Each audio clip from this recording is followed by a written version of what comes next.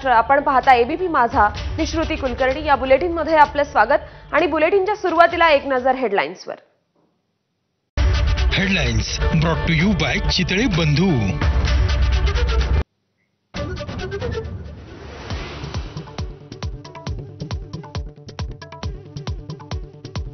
आझाद मैदानात आंदोलनासाठी जरांगेंना आणखी एका दिवसाची परवानगी। एक दिवस परवानगी देण्याचा सरकारचा रडीचा डाव, जरांगेंचा हल्लाबोल।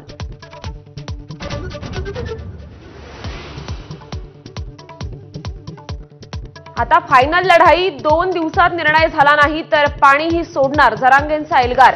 म्हणाले एकतर गोळ्या घालून नाहीतर उपोषण करून मरेन।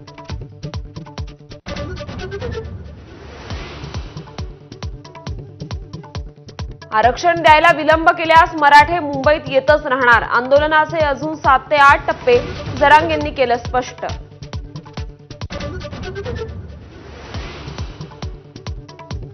केंद्रीय गृहमंत्री अमित शहा आणि विनोद तावडे यांच्यात चर्चा। मुंबईत सुरू असलेल्या मराठा आंदोलनाबाबत शहांनी तावडेंकडून घेतली माहिती।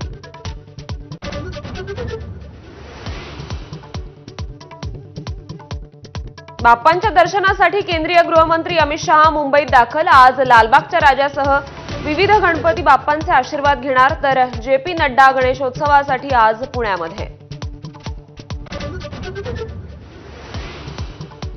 मनसे अध्यक्ष राज ठाकरे आज ठाण्यात पदाधिकारी मेळाव्याला राहणार उपस्थित। आगामी महापालिका निवडणुकीसाठी राज ठाकरे पदाधिकाऱ्यांना कानमंत्र देणार।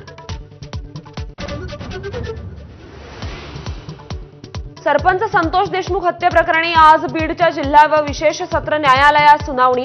वाल्मी कराडच्या जामीन अर्जावर आज न्यायालय निकाल देण्याची शक्यता। राज्यभरात आज पावसाचा जोर कायम राहण्याची शक्यता। मुंबई, ठाणे, पालघर, कोकण किनारपट्टीवर मुसळधार पावसाचा अंदाज। पंतप्रधान नरेंद्र मोदींची टोकियोत जपानचे पंतप्रधान शिगेरू इशिबा यांच्याशी चर्चा। येत्या 10 वर्षात जपानचं भारतात 10 ट्रिलियन येन गुंतवणुकीचं लक्ष्य। रशियाचे अध्यक्ष पुतीन डिसेंबरमध्ये भारत दौऱ्यावर। वार्षिक शिखर परिषदेसाठी पुतीन भारतात येणार।